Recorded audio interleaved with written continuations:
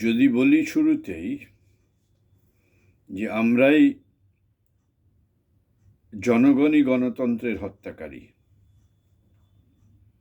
আর যদি আজকে এই দেশের কোনো নৈতিক অধঃপতন, সামাজিক বিশৃঙ্খলা, রাজনীতিতে বিশৃঙ্খলা, শিক্ষায় বিশৃঙ্খলা, স্বাস্থ্যে বিশৃঙ্খলা, ব্যবসা বাণিজ্যে দুর্নীতি,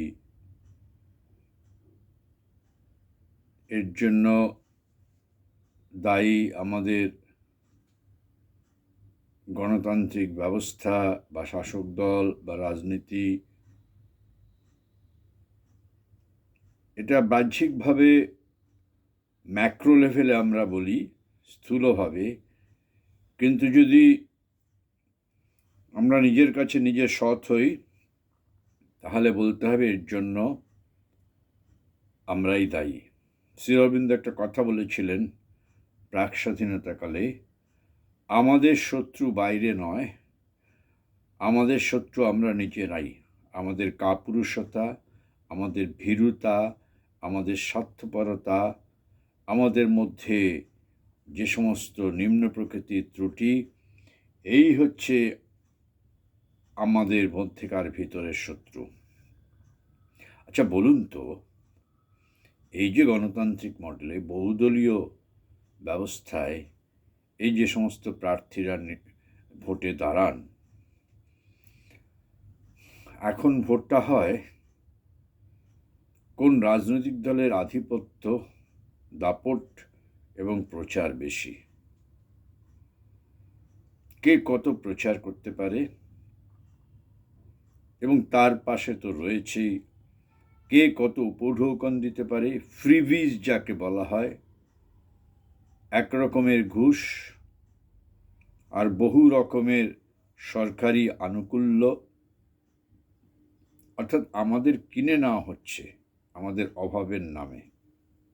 আমাদের অভাব আছে, জনগণের অভাব আছে, মানুষের অভাব আছে, তার হাতে কিছু টাকা পৌঁছে যাচ্ছে, কিছু স্কিমের সুবিধা পৌঁছে যাচ্ছে। সুতরাং যে দল, যে শাসক দল দিচ্ছে, সেই সরকার দিচ্ছে, সেই সরকারি শাসক দলের ক্ষেত্রেই মানুষের পছন্দ, তার আর্থিক দুর্বলতার সুযোগ নিয়ে এইভাবে যদি প্রার্থী নির্বাচন হয়, অর্থাৎ দলের প্রভাবে, সে প্রার্থী ভালো কি মন্দ, তার ব্যাকগ্রাউন্ড কি, তার ইন্টিগ্রিটি কি, তার সততা কি, তার দায়বদ্ধতা কি, তার দেশের প্রতি প্রেম কতটা, কিচ্ছু না জেনে ভোট বাক্সে গিয়ে ভোটটা দিয়ে দিচ্ছে। আর প্রচারের দাপট তো আছেই। একটা ফ্যামিলিকে বলা হলো আমাদের ভোটটা কিন্তু দেবেন, আর সেই ফ্যামিলির যদি সর্বময় কর্তা, যার উপর সকলেই খুব নির্ভরশীল নানান দিক থেকে, তার কথায় বাড়ির ভোটটা পড়ে গেল।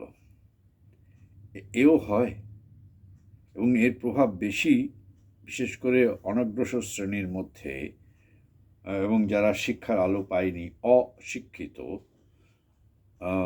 শ্রেণী বলতে যা বোঝায়।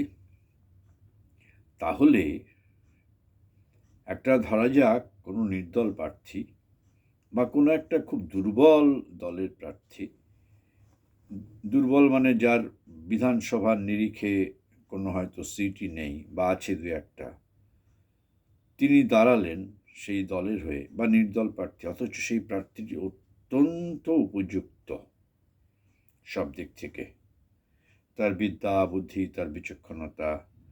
ভোট কিন্তু এভাবে হয় না। ভোট হয় কোন দলের কত জোর। তাহলে আপনি একটা খুব দাপুটে দলের প্রার্থীকে জিতিয়ে দেওয়া হলো শুধু প্রচারের দাপটে, নানান রকম উপঢৌকনের বা সুবিধা দেওয়ার মানে আনুকূল্যের জন্য। তাহলে সেই রকম ক্ষেত্রে সেই সমস্ত প্রার্থীরা যখন প্রচারের দাপটে নানান রকম মানে প্রচারের মানে কি বলে ঝলকানিতে বা প্রভাবে সেই সমস্ত দলের প্রার্থীরা জিতেছিল, প্রার্থী কীরকম, তাহলে সেই সব প্রার্থীরা যখন গণতান্ত্রিক কাঠামোতে যান, তাদের হাতে ন্যায়নিষ্ঠতা, সততা, নিরপেক্ষতা, আদর্শবাদিতা, আদর্শবাদ, এগুলো এবং জনগণের সেবক হয়ে প্রতিনিধিত্ব করা, প্রতি মুহূর্তে সে যেন মনে করে আমি জনগণের দাস। তাহলে কি করে একটা গণতান্ত্রিক সিস্টেম ঠিক থাকবে? আপনি একটা দলকে অন্ধভাবে অনুসরণ করছে, একটা দলকে অন্ধভাবে সমর্থন করে যাচ্ছে, সেই দলের প্রার্থী কি সেটা বিবেচ্য নয়, আমার দলের প্রতি আনুগত্য। এটা সাধারণ মানুষের মধ্যেও সবাই কোনো না কোনো দলের পক্ষে, কিন্তু এইভাবে যদি মানে ভোট দেওয়ার নিরিখে যদি এইভাবে বিচার্য বিষয় হয় যে কোন দলের, আমি যে দলটাকে পছন্দ করি সেই দলের প্রার্থী যেই হোক, তাহলে কি করে ভালো প্রতিনিধিরা বিধানসভায়, লোকসভায় যাবে, রাজ্যসভায় যাবে? আর আজকের এই যে অবস্থা, আর আমাদের মধ্য থেকেই আমাদের প্রতিনিধিত্ব হচ্ছে, আমাদের যে গণচেতনা তার প্রতিনিধিত্বই হচ্ছে বিধানসভায় বা পার্লামেন্টে। আমাদের চেতনার প্রতিফলনই হচ্ছে প্রশাসনে, রাজ্য প্রশাসনে, কেন্দ্রীয় প্রশাসনে। আমরাই চাকরি, জীবন জীবিকার জন্য সরকারি অফিসে যাচ্ছি, চাকরি করছি, আমাদের প্রধান উপজীব্য হয়ে গেছে চাকরিটা করা। যত ছুটি ছাটাগুলো আছে সেগুলোকে এনজয় করব, যাতে আমার মানে অতিরিক্ত ছুটির জন্য মাইনে না কাটা যায় সেটুকু বাঁচিয়ে রেখে। সার্ভিসটা বড় কথা নয়, নেশন বড় কথা নয়, নাগরিকের দায়িত্ব বড় কথা নয়, দেশটাকে ভালোবাসবো না, নিজের সন্তানের মতো আমি এই দেশটাকে বলি, দেশ আমার মা।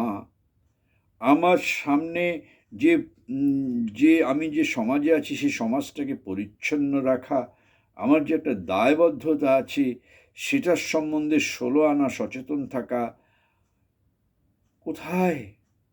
রাস্তাঘাটে যখন চলি মনে হয়, আপনি ধরে নিন রাস্তাতে সিগন্যাল আছে, সেখানে কোনো পুলিশ নেই, ট্রাফিক নেই, রেড সিগন্যাল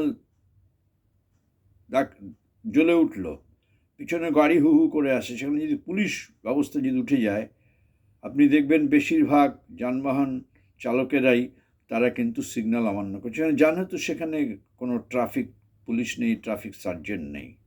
এবং আপনি যদি আপনার মতো দু একজন যদি সেই সিগন্যাল দেখে থেমে যান, আপনার পিছনের গাড়ি হয় এসে ধাক্কা মারবে, না হলে এসে হয়তো ভাববে আপনি কোথাকার উজবুক, বা তারা অত্যন্ত বীতশ্রদ্ধা হবে, বিরক্ত হবে আপনার জন্য, আপনার গাড়িটা সামনে আছে বলে বা আমার গাড়িটা সামনে আছে বলে সে পিছন দিয়ে যেতে পারলো না, কেন আপনি পুলিশ না থাকাতে তো সিগন্যালের যে দাঁড়িয়ে গেছেন। এই হচ্ছে মানসিকতা। বিবেকানন্দ বলেছিলেন না, জিএসটিকে আইন তুলে দাও, বিচার ব্যবস্থা পুলিশ তুলে দাও, দেখো কে কতজন সৎ থাকে, কে চুরি করে না, কে অন্যায় করে না, কে লোক ঠকায় না, তখনই বোঝা যাবে মানুষের মনুষ্যত্ব, প্রকৃত মানুষের মানে পরীক্ষা। তো এই জায়গায় দাঁড়িয়ে আছি। এখনও কার্যসিদ্ধির জন্য ঘুষ দিলে প্রতিবাদ করি না, ঘুষ সিস্টেমটাকে চলতে দিই। যখন একেবারে কোনো একটা বড় কিছু বিপদ বা কোনো একটা সর্বনাশ হয় তখন জেগে উঠি, তার আগে তো যা হওয়ার হয়ে গেছে। সুতরাং আমাদের দায়বদ্ধতা কোথায়? আমরা ধার্মিক হলে বলবো ওটা ভগবান করে দেবে, আধ্যাত্মিক হলে বলবো আমরা আধ্যাত্মিক জীবনের মধ্যে আমরা রয়েছি, আমরা চর্চা করি, আমরা আমাদের ও দায় অন্যদের। আপনি তো একটা সোশ্যাল বিইং, আমি তো একটা সোশ্যাল বিইং। আজকে যদি সমাজটা যদি আমার এই অনীহার জন্য, আমার এই প্যাসিভিটির জন্য, আমার এই উপেক্ষার জন্য, এরকম উপেক্ষা করতে করতে সমাজের যে অবস্থা, তার শিকার কি আমি আপনি হব না? আমার সন্তানেরা হবে না? পৃথিবীতে চিরকাল যে সমস্ত অন্যায় কাণ্ড কারখানাগুলো হয়, মুষ্টিমেয় কিছু লোক করে, পার্সেন্টেজও হয়তো আসে না তেমন সমগ্র জনসংখ্যার নিরিখে। তাহলে এই অন্যায়গুলো হয় অন্যায়কারীদের জন্য যতটা না, এই অধিক সংখ্যক মানুষের নীরবতার জন্য, নিষ্ক্রিয়তার জন্য আমাদের সামাজিক দায়িত্বটাকে পর্যন্ত পালন করি না। সুতরাং আমরা কোন অর্থে আমরা এই গণতন্ত্রের ধারক, আমরা সত্যিকারের সামাজিক জীব, সত্যিকারের দেশভক্ত, দেশপ্রেমিক। আপনি বললেন পলিটিশিয়ানরা নয়, আমি কি পলিটিশিয়ানরাই তো যারা দেশ চালাচ্ছে তারাই নয়? তারা দেশ চালাচ্ছে, তারা আমাদের চেতনার প্রতিভূ, আমাদের চেতনার প্রতিফলন ওখানে হচ্ছে। কে বারণ করেছে আমাকে? আমার যেটুকু দায়িত্ববোধ আছে, দেশের প্রতি কর্তব্য আছে, প্রকৃতির প্রতি, এই এই সমস্ত ব্যবস্থার প্রতি যেটুকু আমার সামান্যতম কর্তব্য, সেটুকু করতে কে বারণ করেছে? ওর রাজনীতিবিদদের মধ্যে একটা অংশ চুরি করছে, অন্যায় করছে বলে তাহলে আমি করি।